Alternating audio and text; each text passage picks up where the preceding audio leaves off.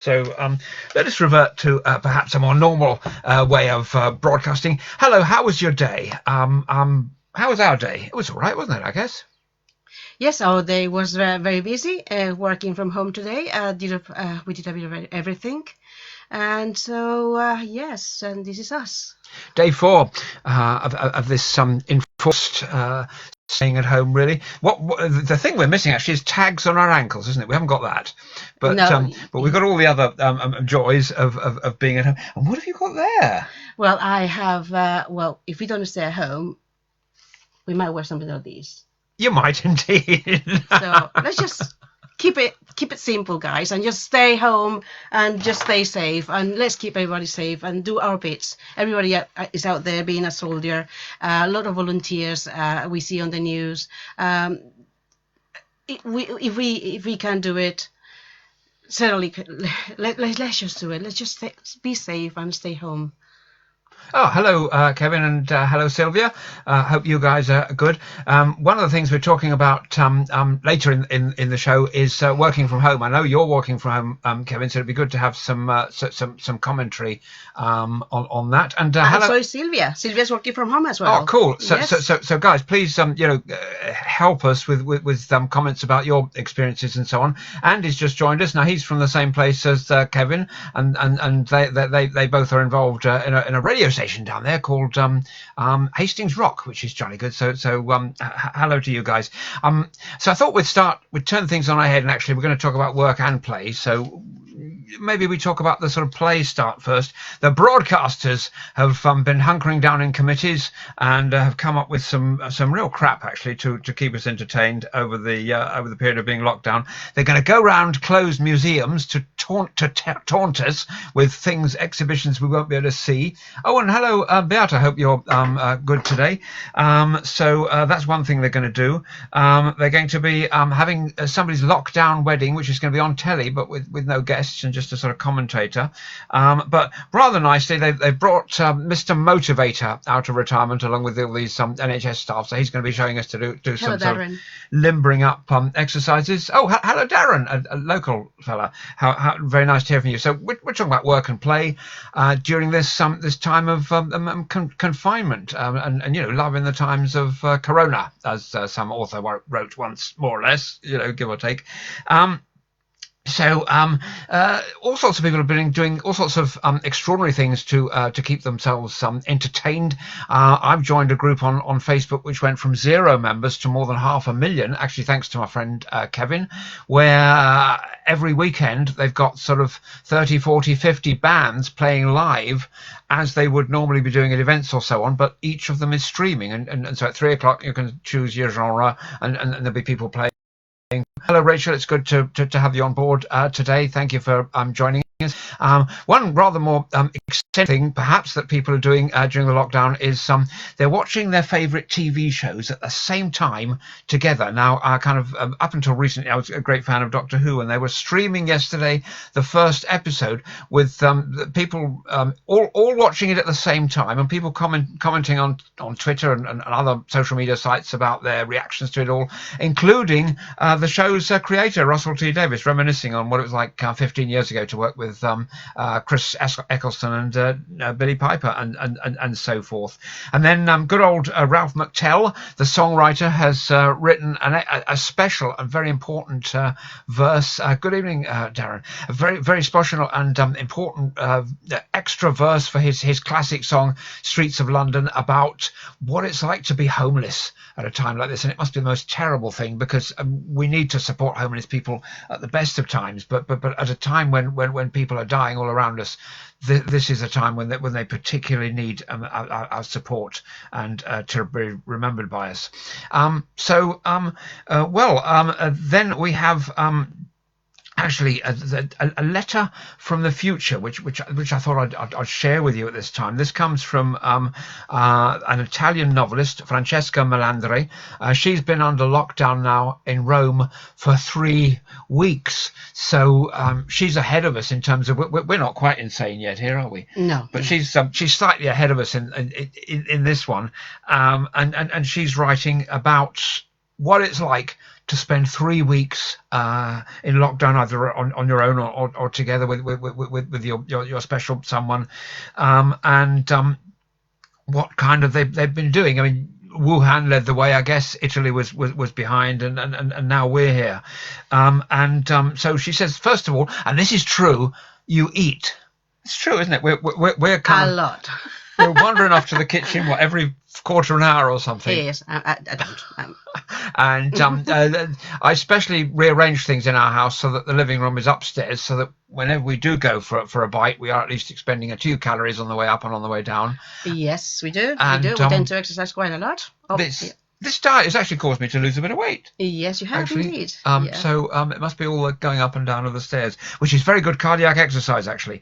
So then she says you'll join all these dozens of social networking groups telling you how to spend your time while you're in lockdown, and basically not visit them. So and again, this is something we've done. I don't know, home pot plants for fun and pleasure or something, and you're never going to go back there. But you joined all this stuff, and then you pull all the apocalyptic literature off the bookshelves, or you watch these things on Netflix. What's it called? There's one about a pandemic that was out about 8 years ago, Contagion, and you watch all these for a bit. But there's only so much of that you can do,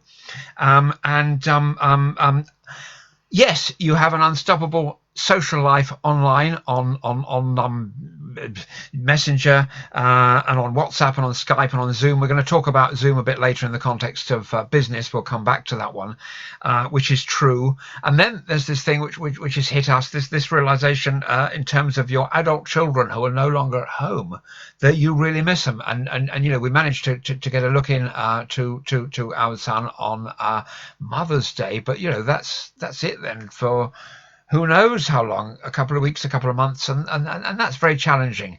And we're going to be playing chess with him online, although he doesn't know it yet. He does if he's watching this, and doing other kind of things like that to bond. He's got a great big television. We haven't, so we'll be able to sort of dwarf the room by and not just be on the sort of little telephone and this kind of thing.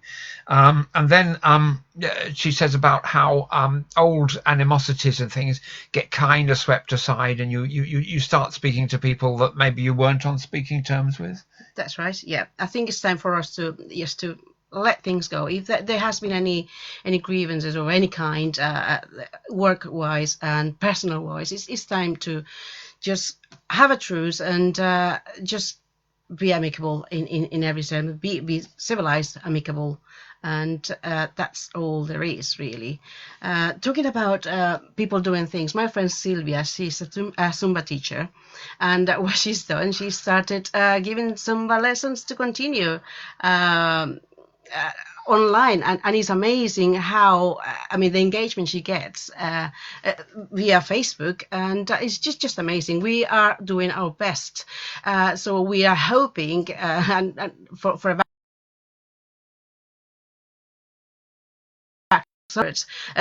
we are little soldiers in this journey. We need to really do our best in terms of work and work environment, and living alone and surrounded by all this beautiful technology. And the technology helps, as I was saying last night. The people who were suffering from the Spanish flu 100 years ago weren't able to connect with people, so they were just sitting alone in their homes and just quietly dying. So at least here we're kind of sharing it all, and we know that by staying at home we're hello actually to Fiona, hello to Philip. We haven't seen you for ages, but we'll hopefully have a chance to have dinner again when all this quietens down. Phil McKenzie. And he's a great fella. Hello to Ed as well, to Joanna, to Brendan, who was probably watching that Doctor Who simultaneous broadcast. In fact, I think it was from him that I saw it. Hello to Kevin, who used to come all the way from Ipswich to our Cambridge property meet, and to Cheryl as well. It's very nice to have you guys joining us this evening. So we were working through this list from this very acclaimed Italian novelist, Francesca Melandri, who has had sort of 3 weeks of this, by which time I think I'll be going absolutely insane. And she was sort of running through some of the things.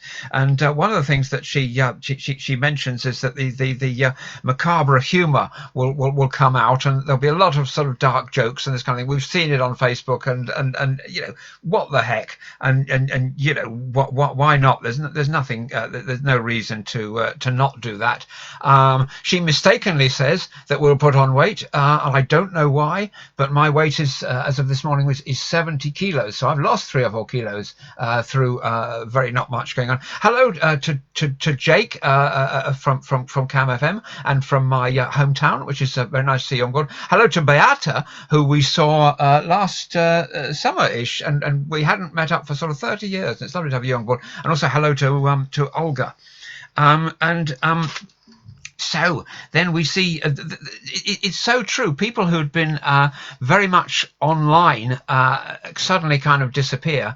We noticed yesterday that Greta Thunberg is nowhere to be seen at the moment, and I Googled her, and she's saying that she may well have this virus, and so that would be sort of one certain reason for her quietness.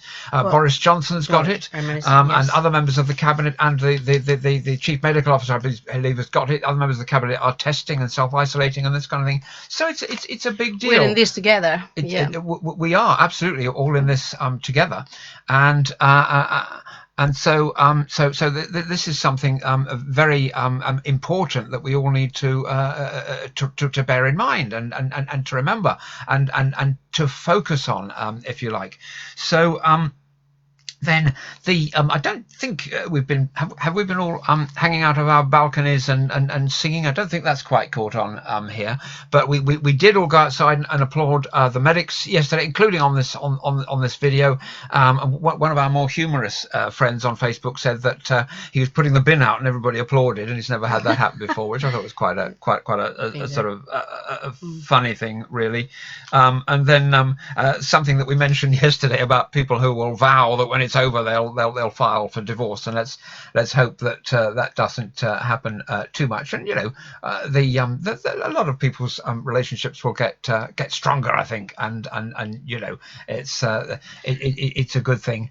Michael, good evening to you. We're talking about work and play in the time of Corona, and we're starting with the sort of leisure type things because that's the more sort of fun type, and it's bringing us all together. It is, you know, although we can't, my uncle is speaking over, my 90-year-old uncle, 89 years old, is speaking over to the fence to his neighbour where normally they have tea once a week. Isn't that sweet? Yes. It's absolutely brilliant. It's lovely to see people coming together. I think this kind of pandemic has kind of brought the humanity within us. What humans are all about, feelings, sentiments, and cooperate with each other, and it's a great opportunity for you to really get that innate part of you, part of helping everybody, and just holding hands from away.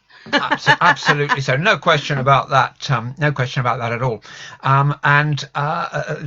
So various other things that they're talking about, and have your phone handy in a minute because we're going to need it, I'm sure. Be back in a second. And if we and then she says you'll eat again, and that's very true. And so it all kind of comes full circle in that sense, if you like. So and there's this blurring, actually. There's this blurring of time between leisure and work.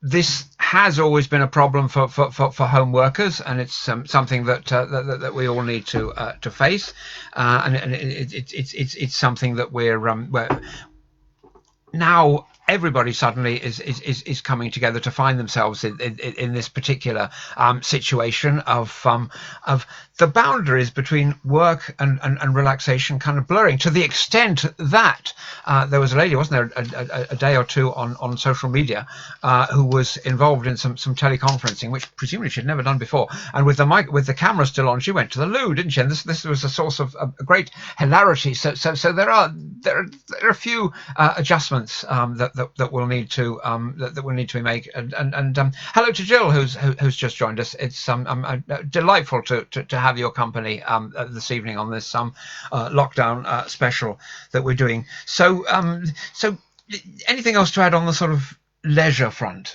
while we're sort of talking about on that the leisure side front? of it? Yes. Is stick to your routines in the mornings if you have one. If not, this is the best time for you to do it.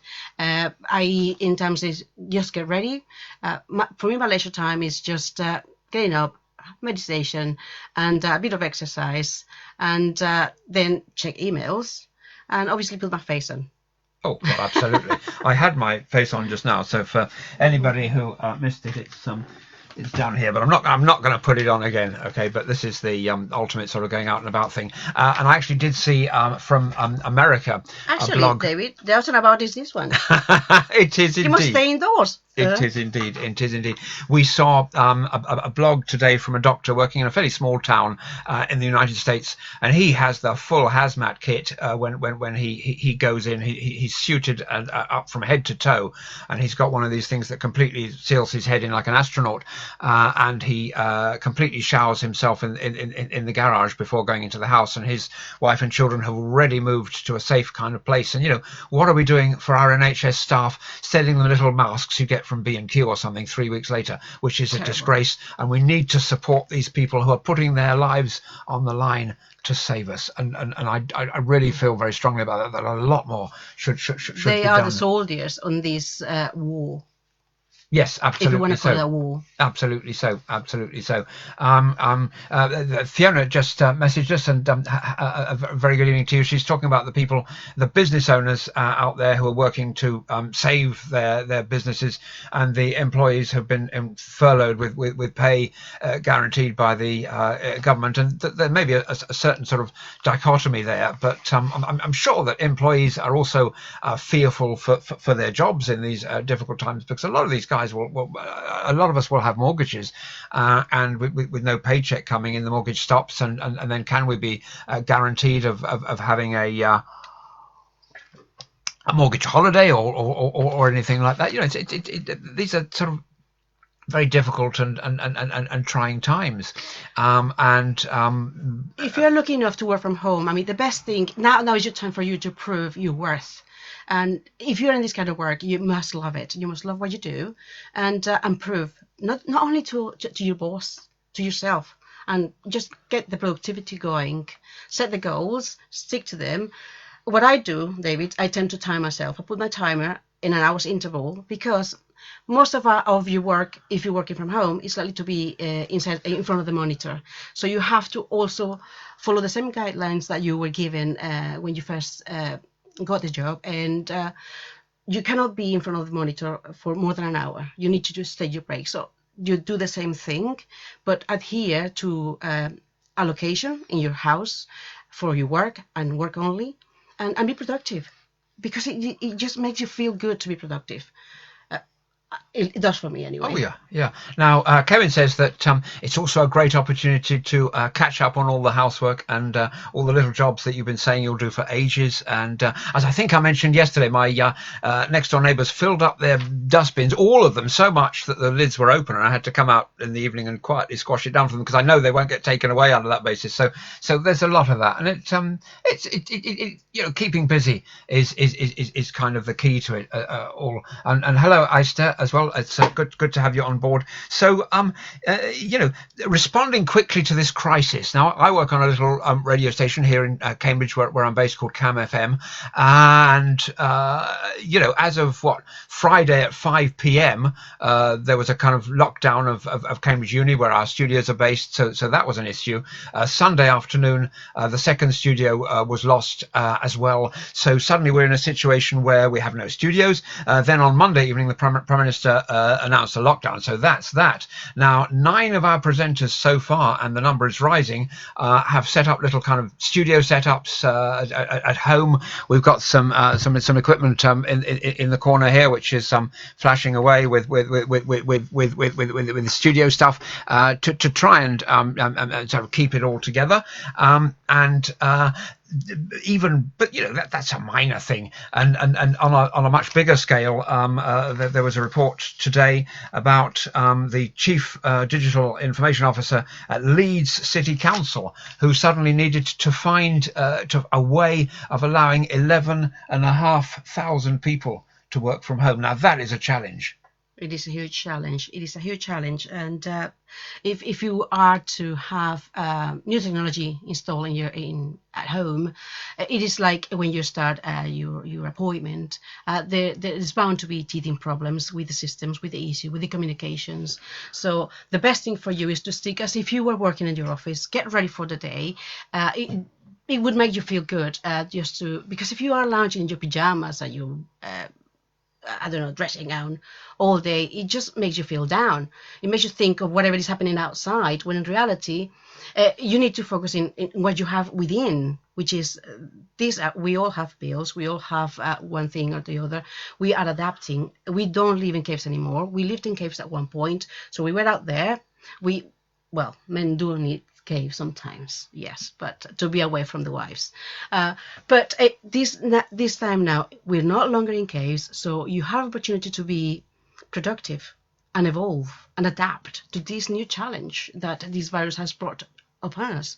So get ready for the day as if you were to your office.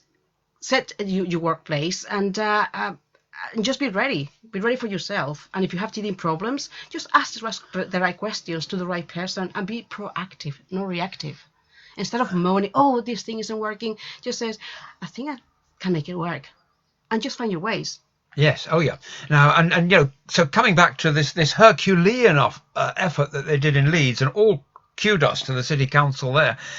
Within 3 days, they prepared 7,000 laptops for employees to take home with them and work from home, and then put all that infrastructure to make it work, which was absolutely extraordinary. And not admittedly starting from zero, because they did have some home working infrastructure, but be able to scale in that sort of way on demand is an extraordinary challenge that IT people all around the country must be facing. I know that Kevin works in IT as well, so he might have a kind of perspective on that. So another thing that has been reported is that in America, and I'm sure it's a very similar very similar situation here. Only 1 in 4 Americans are actually in a position to work at home because they, I guess, they're out and about doing the kinds of jobs that, if you're a gardener or something like this, it would be quite impossible to do these kinds of things. Or if you're providing... are different to the UK. Absolutely, the challenges are different also. But even so, if you are providing frontline services, I mean, if you're in sort of essential retail, you can't do that from home really. If you're in the emergency services, you can't do that from home. So the figures might not be quite as high here because obviously we have a lot of service-based industries here in England. That's correct. But it's not something that everybody will be allowed to do or will be able to do. So some people will be sitting at home somewhat frustrated, I suppose, right now. Why frustrated? Frustrated because those who've been furloughed really with nothing much to do will find themselves, there's only a couple of days that you can sit there, watching telly and playing solitaire or something. So they will actually feel that they want to do something. Kevin says that he's worked on and off from home for a while, so that obviously must sort of ease that transition. But he's worked permanently for the last 2 weeks. It's important to maintain time, he says, for online meetings with your colleagues on a regular basis. They have an hourly catch-up, not just about work, but also about how they're doing personally. And I think that's a great thing, actually, to sort of keep that side of it going too. Yeah, it kind of resembles that coffee break that we have and the chit-chat that we just have by the coffee machine, and just to catch up how everything is going. So the dynamics of communication are changing also for the work when you are working from home. So the communication tends to be more succinct and more to the point. Like I say, we are all in this together. Although the small businesses, like Fiona says, yes, it's a huge challenge, more so when you're a director of a company, because we don't get that benefit. So hopefully, we've been very intelligent enough and save a little bit money on the side for this kind of a precarious time. I think it's okay to have a buffer of about 3 months worth of expenses for just to see us going. But at the same time, we need to really keep an eye on this one. Now, if small businesses are to suffer, I think there's something we can do all together at the end of the journey of this journey of the coronavirus. Yes, there's going to be a lot of uproar in terms of because small businesses we pay the taxes the most, more so than the big giants. So let's just make a lobby and be strong at the end of the day. At the end of this journey of the coronavirus, let's try to support our workers, because and let's just remind them that it is and the benefit from everybody to work together, to gel together, to do their best. It is very difficult. I tend to be very positive sometimes, but I think now we are little soldiers for not only for the economy of the country, but for our own economy, for our own businesses, for our entrepreneurial spirit, if you happen to be an entrepreneur. Yes. Coming back to what you were saying about having savings, and sadly, not everybody is in the position of having even kind of 3 months worth of savings. I was reading something just now as you were talking from the anti-debt charity Step Change, and they say that if every household in the UK had just £1,000 saved, it would reduce the number falling into debt by as many as 500,000. So you know, we're up against it here, and the situation is critical, I would say.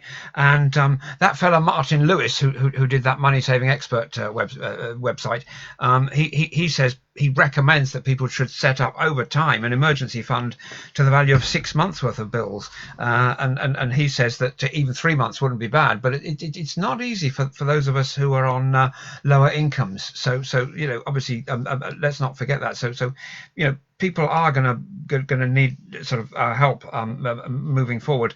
So there's an infographic here of that I'm looking at from the Guardian, actually, about various sectors and the percentage of workers in these industries who can work from home, which may be a lot higher now that the chips are down and we're in lockdown. But they suggest that in finance it's 57%, in health and education 26%, but you know, trailing down at the bottom, things like agriculture 11%.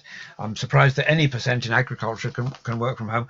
Leisure and hospitality 9%. So there are certain sectors that are going to suffer disproportionately, and certain sectors are going to thrive.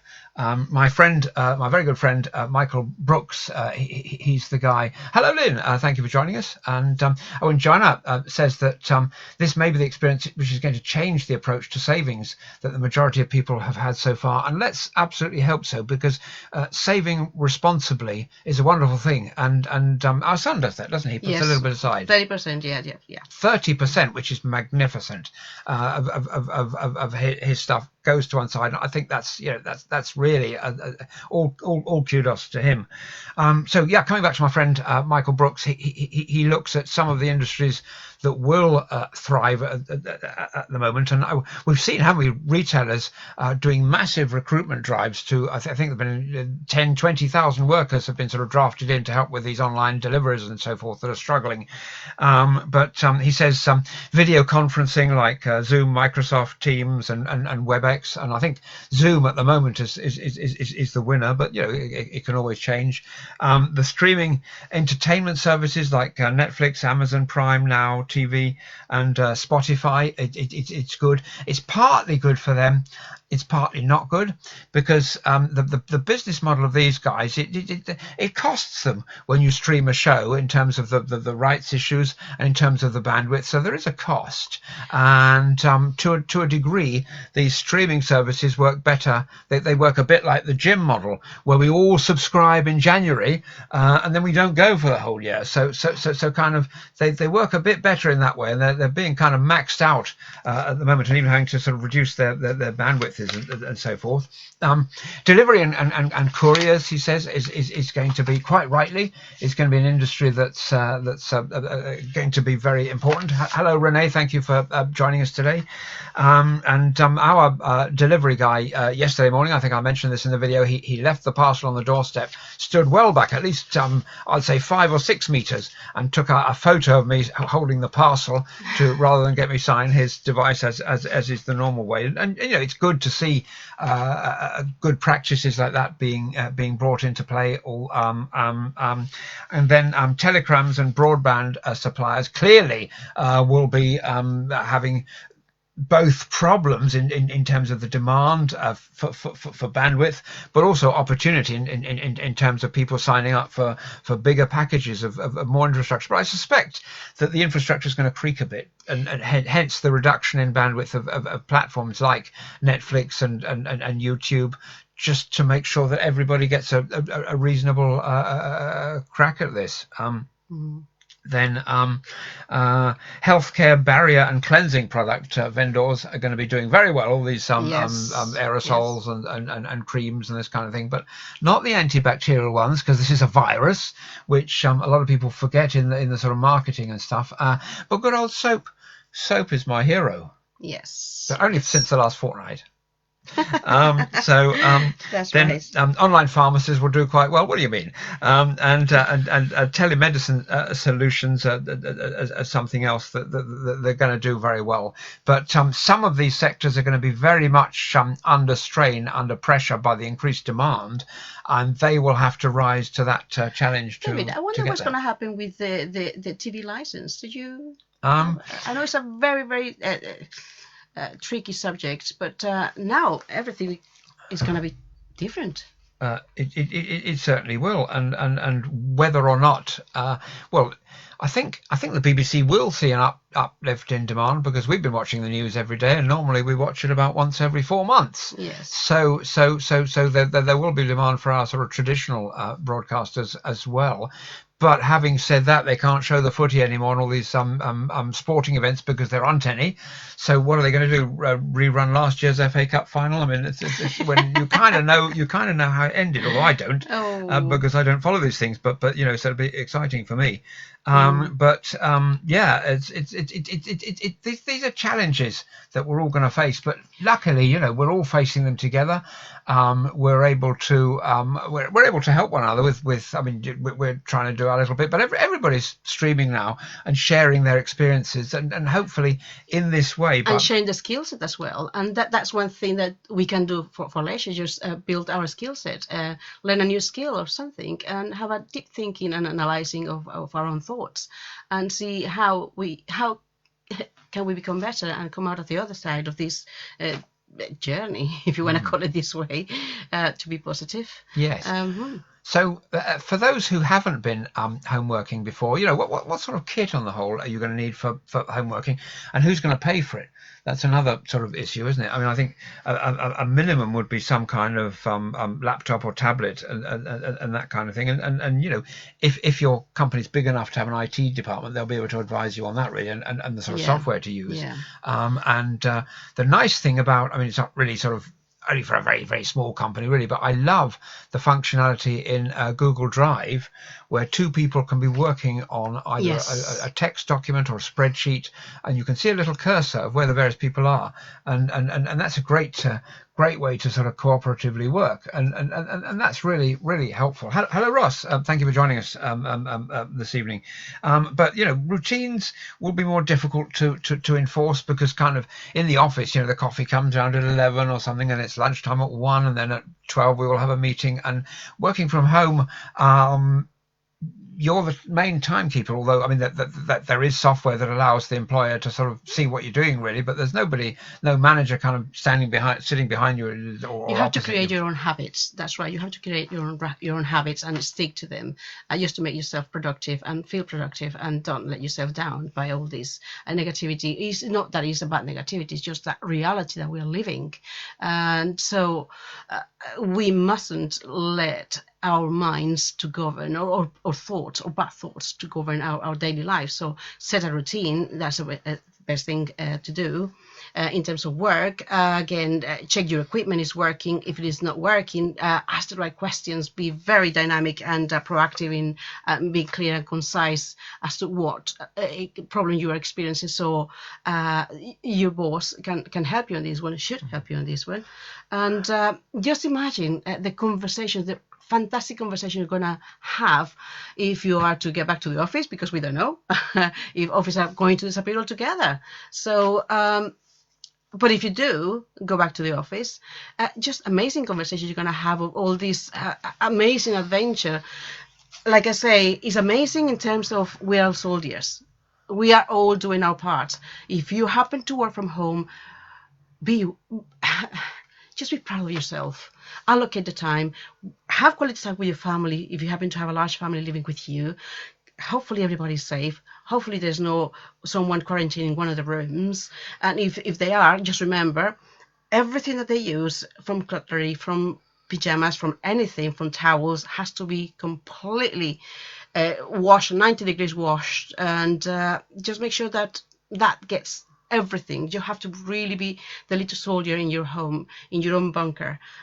Yes, absolutely so. And Kevin says we had the Bahrain virtual F1 Grand Prix last weekend, which is a fantastic concept, isn't it, really? And equally on our son's home computer thingy that's hooked up to his enormous television, I often have to ask him whether it's a game of a football match or an actual football match, because they're so realistic nowadays. Yes, and that reminds me about football. You don't have a clue. My son is a football. He likes football. Yeah, he loves Chelsea. And one day happened, you were watching television with us, and then it was the wrong goal. I was cheering on the wrong team by accident, but he probably thought I did it deliberately, but I am hopeless. And I fully admit it. Another sort of working from home issue is with the tech is if you're working in a sort of medium to big sized office, you'll be working to some kind of server and your work will be saved automatically and this kind of thing. And when you come home, the work may be sort of cloud based in some sense, but it may not. So you may be just submitting finished reports and this kind of thing. So for goodness sake, make sure that your work is saved regularly, because computers do have the annoying habit of having the blue screen of death and just shutting down. And then it's happened to me more than once. Suddenly 2 hours work, 2 hours of brilliant work, the best work that you can never recreate, is just gone. So I think that's quite a useful kind of thing to do. Mm-hmm. Also security. It is very important that you. There's bound to be. That's why I say it's very important to have a designated place to work at home, and keep everybody informed that your work is important, and that your time allocated to it should also be respected by all the members of the family. If you happen to have a little one, just make sure that the little one understands, keeps them busy, and I don't know, do something together, but keep everything that is to do with work and in terms of security. Do your part for the business that is providing you work. It's just an amazing adventure to say, yes boss, I did it for me, I help you because of me. So as well as all the teleconferencing that we're doing with Zoom and other platforms, have you heard of a piece of software called Slack, or there's other things available like Basecamp and others? And these, I think Asana is one. So these are kind of project. Bless you. It shows it's all live, isn't it? I'm exhibiting all these symptoms, like but I did it all completely wrong, absolutely not following the guidelines, and oh dear, mea culpa, and we'll live to regret this. So there are these project management type softwares which enable team working much more efficiently than was previously the case. A lot of firms use them. I think every firm should now be using them, where you've got sort of 2, 3, 4 or more people, because then we know who's doing what and what they're supposed to be doing, and we get outcomes. And every little project, every little sort of sub project of an enterprise is trackable and is kind of in the big picture in a sense. And then conference calls are an interesting thing, and the chair, I guess, or somebody sitting right next to him has to be like a director of a movie, because they've got to highlight the person who's speaking. All the participants have got to be aware that there's a time lag. And yes, so that's going to be an issue as well. You'll have sort of people inadvertently talking over one another, and then you'll have long pauses where everybody stops and that sort of thing. It's kind of quite important as well to mute participants when they're not actually speaking. We were on a property event recently where they sort of decided that about halfway through, because you could hear all the people sneezing. Confession time, I wasn't too. Absolutely. No. Amazing technology. Indeed so. And then see what happens when you're a parent with a kid. Again, there was a post that was widely shared on social media recently. It was a BBC presenter where his son kind of comes into the room while he's doing a piece to camera, and this will happen sort of more and more, not just with broadcasters, but in a sort of corporate type setting. So we have to now that schools are in lockdown as well, we have to have some rules. It just occurred to me, children, they learn by example. What a great opportunity to teach our children what's worth it and what you're doing. I see my friend Sylvia, her little boy is doing exercise as well, because and he's learning that to be fit is to be healthy. Yes, and so exercise, food, and everything else. So if they see you working diligently, wow, what a great way to learn. I still have memories of my father, as a leisure thing, he would like to split all engines to the bare minimum and put them back together again. And I remember that due diligence of having one thing and then just completely put it apart and then put it back together again, and fond memories of that. So good opportunity for your children to learn. Yes. Hello, Paul. Thank you for joining us. Another Colchester fellow. Oh, and hello, Mark. We always have a sort of running joke whenever we meet one another. And he says to me that I should do a bit of public speaking, because like the first time we met, he didn't know that I'd been a sort of DJ and broadcaster.